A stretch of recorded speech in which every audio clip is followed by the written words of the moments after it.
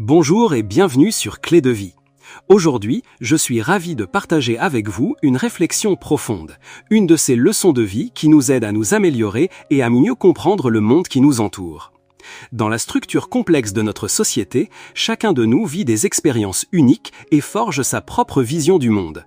Le sujet que je souhaite aborder va vous pousser à la réflexion.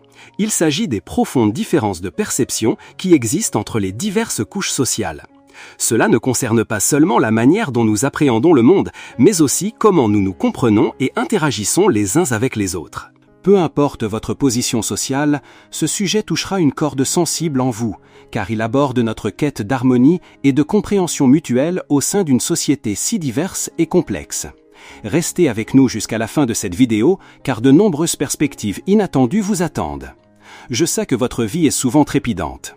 Pourtant, les concepts que je vais partager ne sont pas toujours faciles à saisir, et encore moins à maîtriser du premier coup. Si une seule écoute ne suffit pas, je vous encourage vivement à regarder cette vidéo jusqu'à la fin, puis à la revoir, l'écouter et la réécouter plusieurs fois pendant vos moments libres ou même lorsque vous vaquez à vos occupations.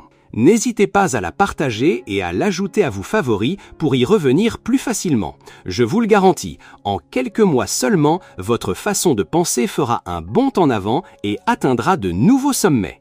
Préparez-vous à une véritable transformation. Au sein de chaque couche sociale, les individus ont souvent une compréhension limitée des strates supérieures. À l'inverse, ceux des couches supérieures semblent saisir plus aisément la réalité et les défis de ceux qui se trouvent en dessous. Cette disparité ne se manifeste pas uniquement dans la perception du monde, mais aussi dans la manière dont les règles sont utilisées. Les classes dominantes ont fréquemment tendance à manipuler et à exploiter les règles à leur avantage, plutôt que de se contenter de les suivre aveuglément. Elles excellent dans l'art de générer et de s'approprier les ressources, particulièrement celles qui sont rares. Il est clair que la mentalité d'une personne influe directement sur la qualité de sa vie. Imaginez un enfant qui demande, perplexe, à son père « Papa, pourquoi certaines personnes travaillent si dur et avec honnêteté, mais gagnent si peu, alors que toi, tu sembles travailler moins et gagner bien plus ? Est-ce vraiment juste ?» Cette interrogation, au-delà de l'inégalité des revenus, met en lumière une différence fondamentale dans la perception des choses entre les diverses couches sociales. En surface, les individus des classes inférieures semblent contraints par le manque de ressources. Mais en réalité, au plus profond, ils sont souvent limités par leur propre mentalité, car ils adhèrent à des croyances erronées qui les freinent. Avec une mentalité juste, celle des classes supérieures, même sans ressources initiales, il est possible d'identifier et de saisir continuellement des opportunités, permettant ainsi de transcender les limites de sa propre classe. Beaucoup ne manquent pas d'accès ou de visibilité sur cette mentalité des élites, mais au fond d'eux, ils refusent de l'adopter.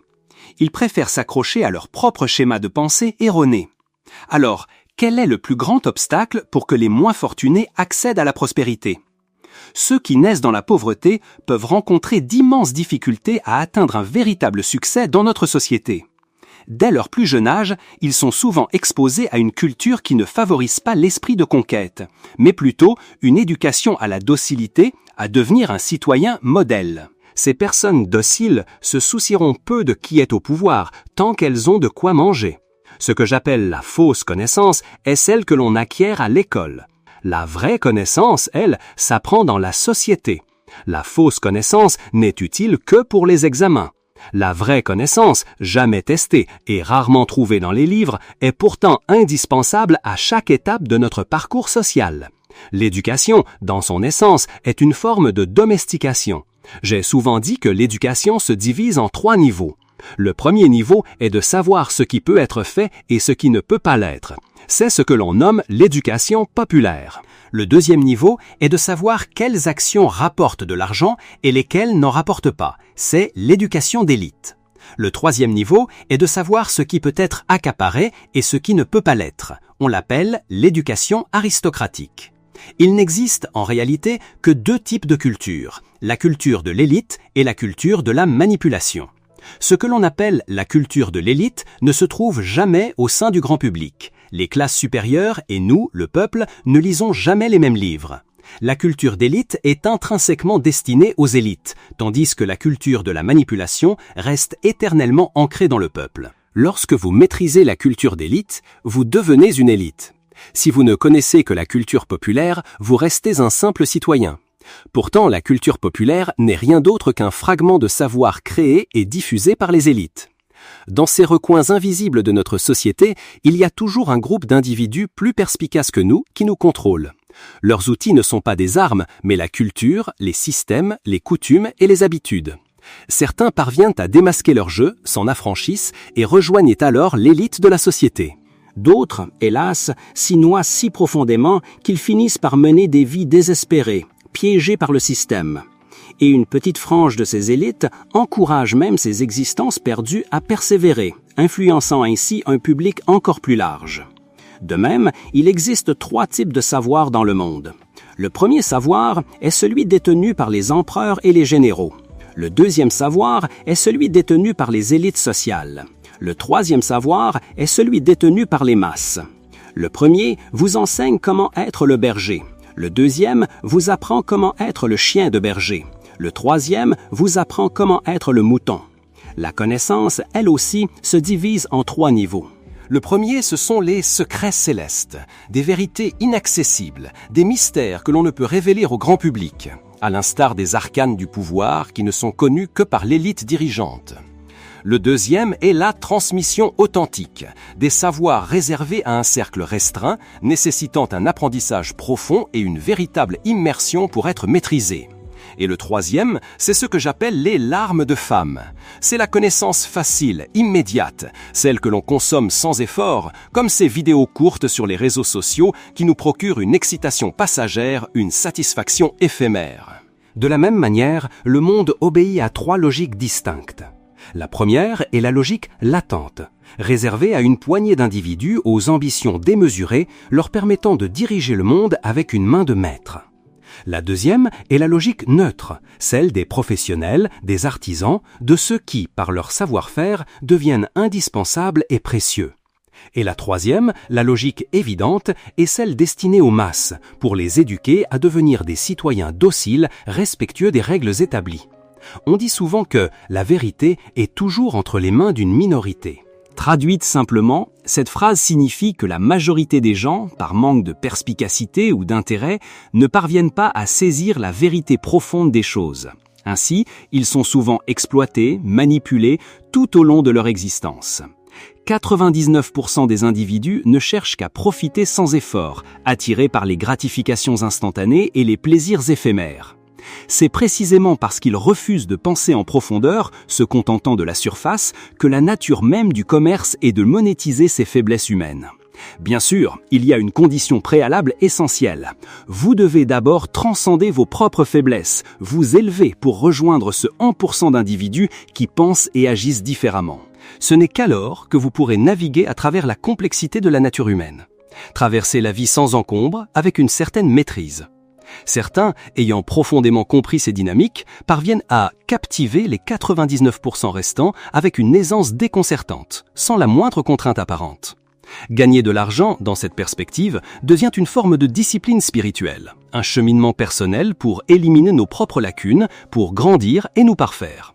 Faute de quoi, nous serons inévitablement emportés par ce tourbillon, par ce système. Dans le domaine des affaires, l'éthique est en réalité très simple.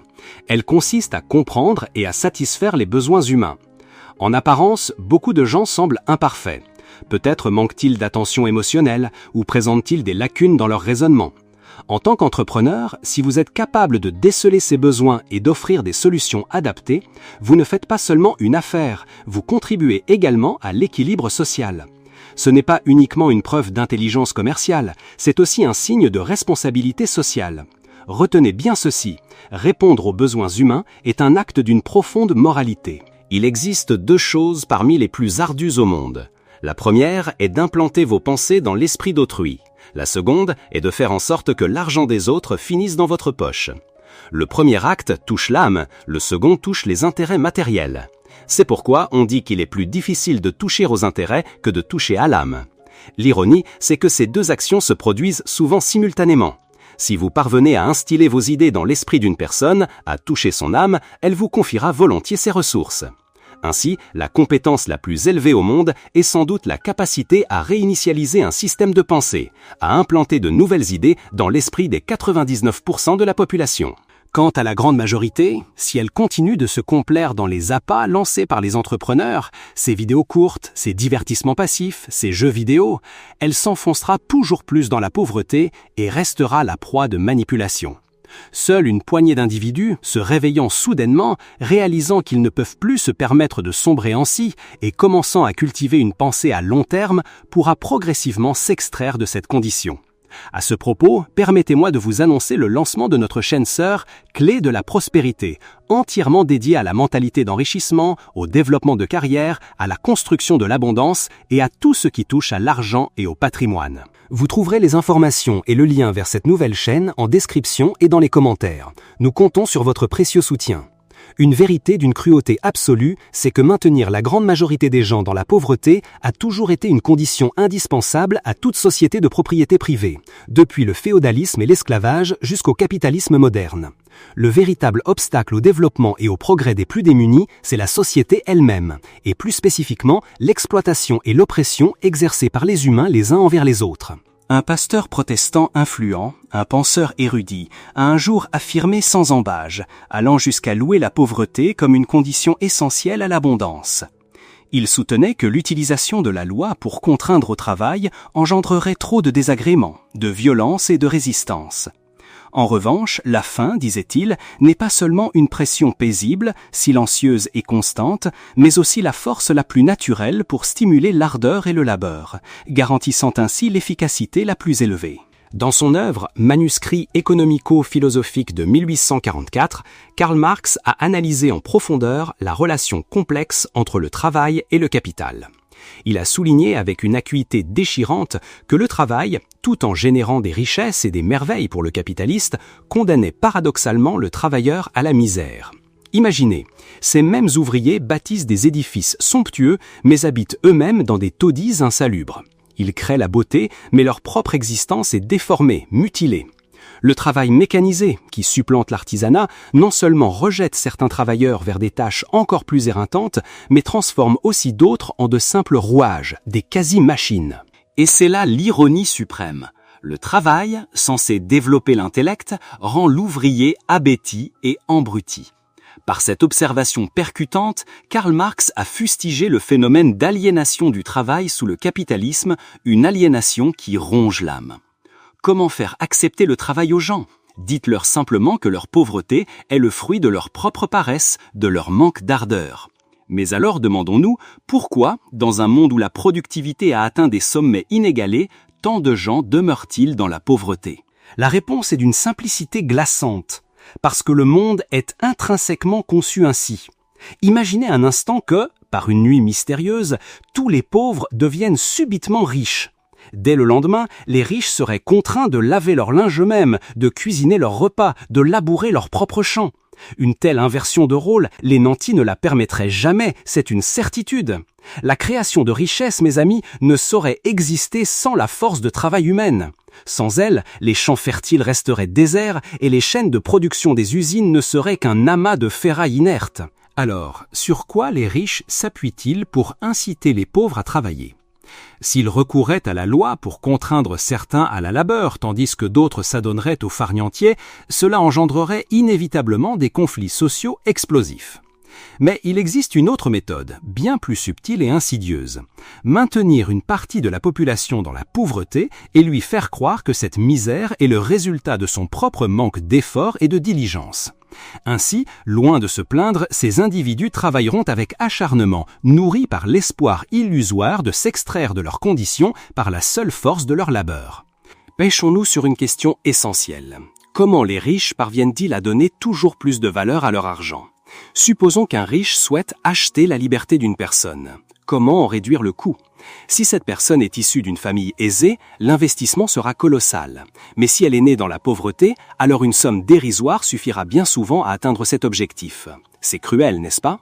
C'est précisément la raison pour laquelle les grandes usines sont implantées dans les zones industrielles périphériques, loin du cœur des grandes métropoles.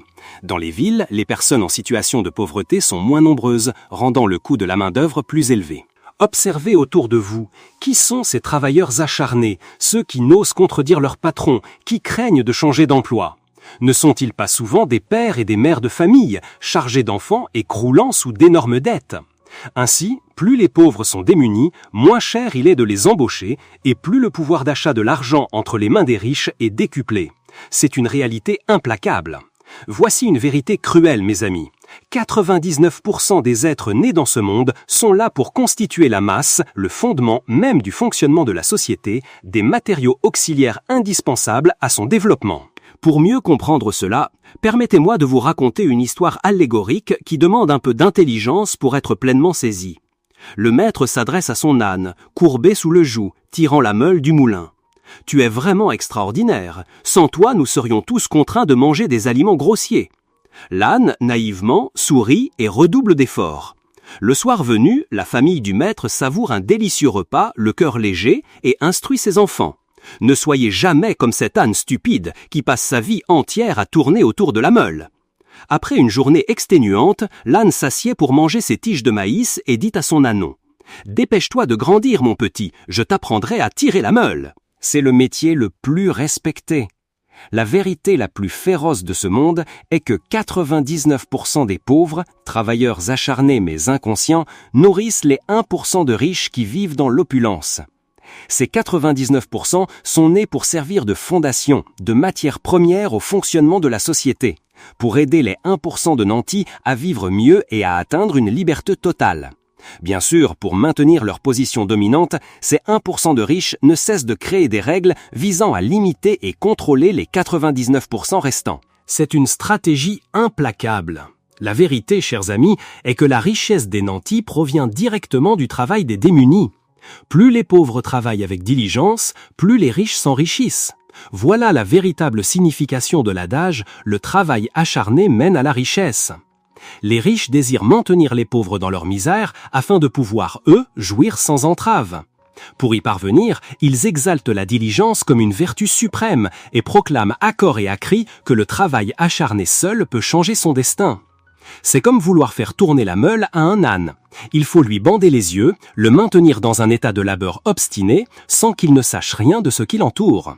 Si cet âne venait à s'éveiller, il refuserait catégoriquement de continuer à tirer la meule. Parfois, certains individus démunis s'éveillent soudainement. Ils commencent à réfléchir, à sonder la psychologie des riches et la manière dont ces derniers conçoivent les systèmes qui nous régissent. C'est un peu comme un personnage de jeu vidéo qui, au lieu de se contenter de monter de niveau et de combattre des monstres, se mettrait à étudier la programmation du jeu lui-même. Quand il réalise que passer toute une vie à améliorer son personnage et à combattre des monstres est vain, il commence à se demander qui a conçu tout cela. Et comment modifier les règles existantes? Si les pauvres se mettaient réellement à penser, les riches seraient saisis d'une angoisse profonde, car leur position privilégiée pourrait être remise en question à tout moment. C'est pour cette raison précise que les plus aisés ont savamment orchestré une myriade de drogues psychologiques et de slogans apaisants. Des émissions en direct, des vidéos courtes, des jeux captivants et d'innombrables divertissements. Ces sucettes mentales sont conçues pour immerger les moins fortunés, les aidant à s'y noyer. Cette méthode est d'une efficacité redoutable. La plupart s'y perdent et ne parviennent plus à s'en extraire. Le paradoxe le plus saisissant de notre époque est que, tandis que les plus démunis savourent une vie où le plaisir est à portée de main, les plus riches, eux, méditent sur l'existence, concevant sans relâche de meilleurs systèmes pour maintenir les autres sous leur joug. Toucher aux intérêts des nantis, c'est comme menacer leur existence même. Mais tenter de changer la perception des plus modestes, c'est une entreprise encore plus délicate, comparable à profaner leurs convictions les plus profondes. L'ignorance des moins fortunés est, en vérité, la principale source de profit pour les riches. Celui qui oserait révéler cette vérité au grand jour serait assailli par les deux camps, par les riches, dont il aurait lésé les intérêts, et par les pauvres, dont il aurait brisé les douces illusions. À l'inverse, ceux qui fabriquent ces remèdes apaisants et ces pilules d'évasion sont accueillis à bras ouverts par tous. Pourquoi 99% des gens sur cette planète sont-ils voués à l'exploitation? C'est parce que 99% d'entre nous sont comme des brebis égarées. Ils vivent dans un monde d'illusions et ne perçoivent jamais la vérité brute de ce monde. La vérité, mes amis, est souvent complexe et d'une cruauté implacable. Et quiconque manque de courage ou de sagesse préférera toujours la fuir plutôt que de l'affronter de front. Alors, ils se complaisent dans ces chimères, ces plaisirs éphémères, s'y abandonnant sans lassitude. C'est là la triste réalité de la foule insouciante.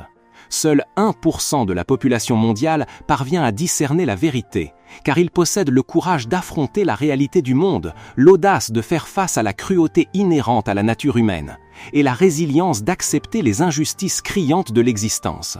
La vérité, voyez-vous, est toujours entre les mains de cette minorité, et ce sont eux, et eux seuls, qui dirigent véritablement le monde. Il est donc aisé pour ce 1% de manipuler les 99% restants avec une déconcertante facilité. Prenons un exemple parlant.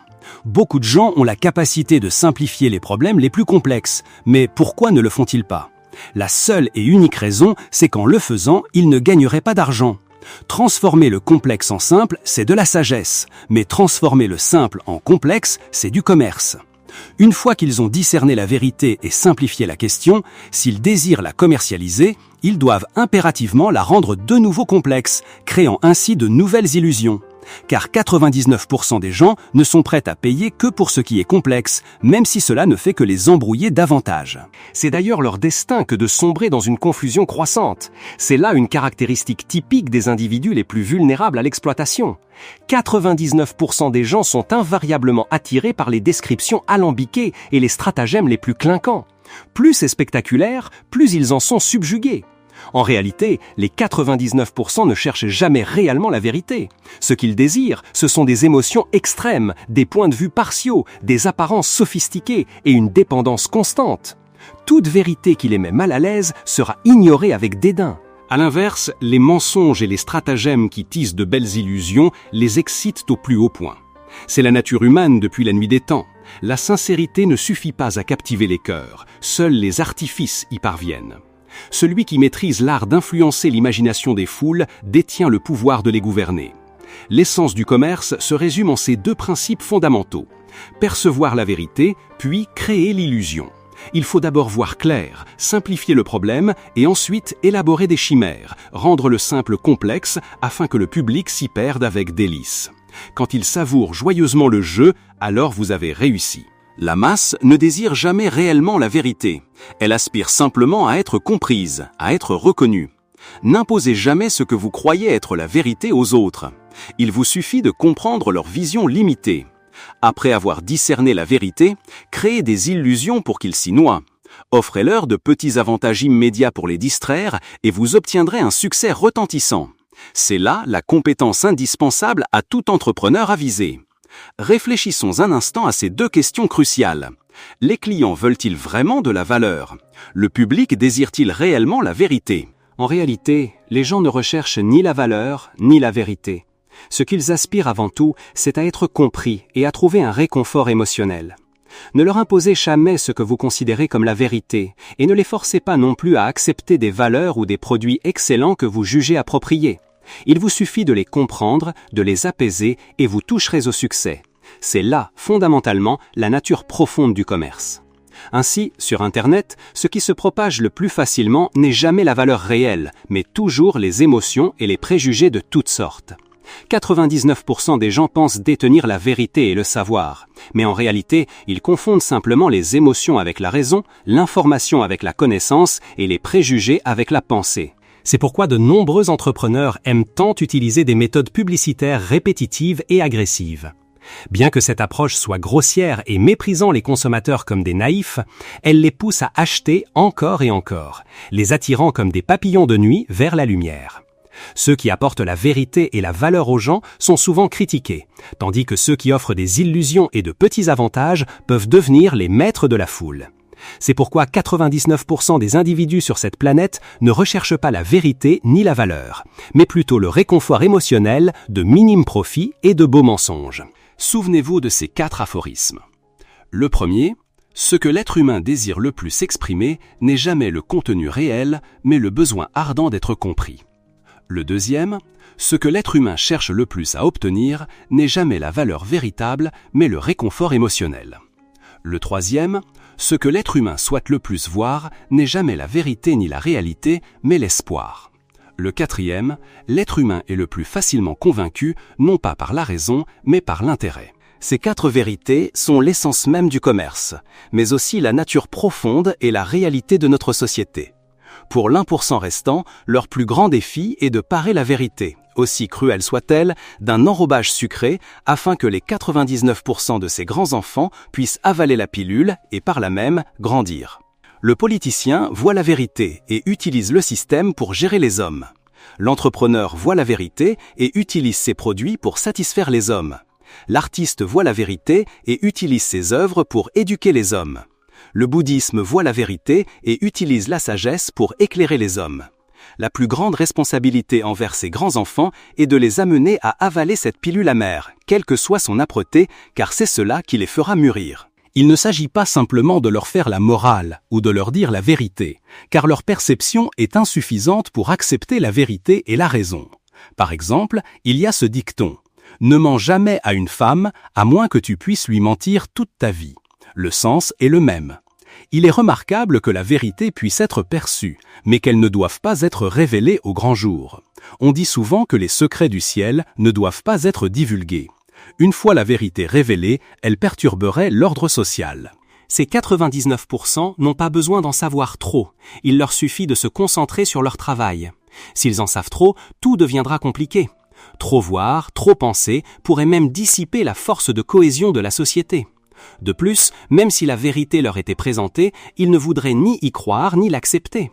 Ils ont besoin de s'immerger dans des illusions, et leur destin est de tourner éternellement dans la souffrance, fauchés sans cesse comme l'herbe moissonnée. À l'avenir, la plus grande différence entre les êtres humains ne sera plus une question de classe, mais une différence d'espèce. Le 1% d'élite évoluera pour devenir les dieux des 99% restants. Le célèbre capitaliste Soros a dit un jour « L'histoire économique du monde est une succession de fantaisies et de mensonges. Pour s'enrichir, il faut démasquer cette fantaisie avant de s'engager dans le jeu de l'investissement, puis se retirer avant que le public ne découvre la vérité.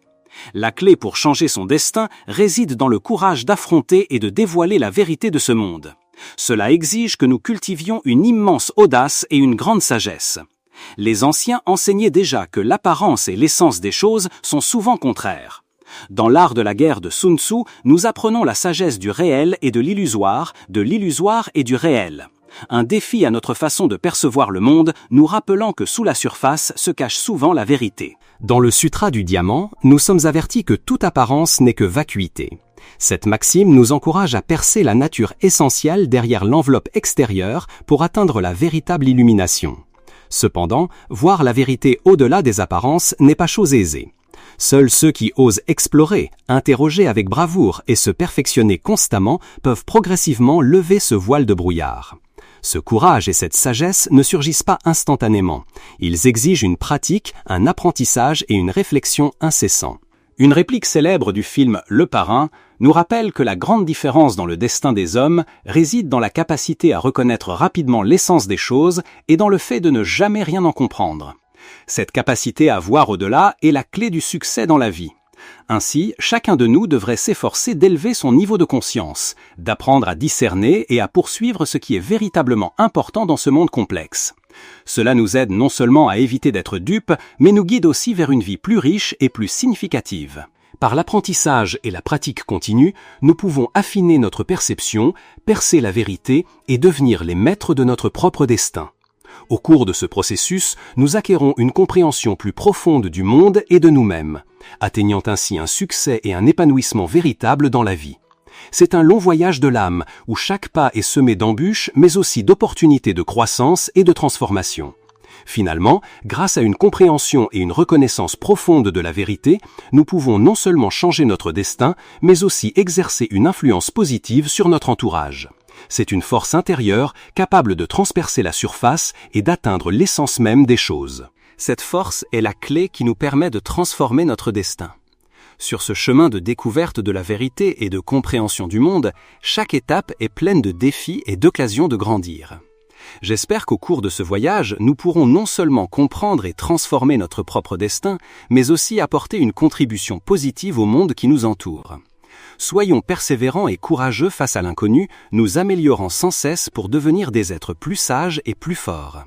Je souhaite que vous et moi puissions trouver la paix intérieure et atteindre un épanouissement véritable sur cette voie. Je nous souhaite à tous de réussir dans notre quête de la vérité, de nous dépasser et de devenir les architectes de notre propre destin, pour bâtir un avenir rempli de sagesse et de courage. L'équipe de Clé de Vie est également ravie de vous annoncer le lancement d'une chaîne sœur, nommée Sagesse Financière, entièrement dédiée au sujet de la pensée pour s'enrichir, du développement de carrière et de la construction d'une prospérité matérielle et financière. Nous espérons sincèrement qu'elle pourra vous être d'une grande aide.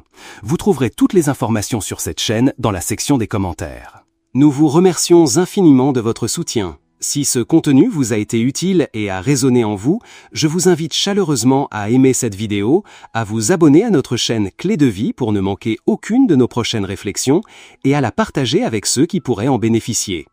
Surtout, n'hésitez pas à laisser vos pensées, vos propres expériences ou vos questions dans les commentaires ci-dessous. Votre interaction enrichit notre communauté et nous aide à grandir ensemble. Merci de nous avoir accompagnés jusqu'au bout de cette exploration. Prenez soin de vous et à très bientôt pour de nouvelles Clés de Vie.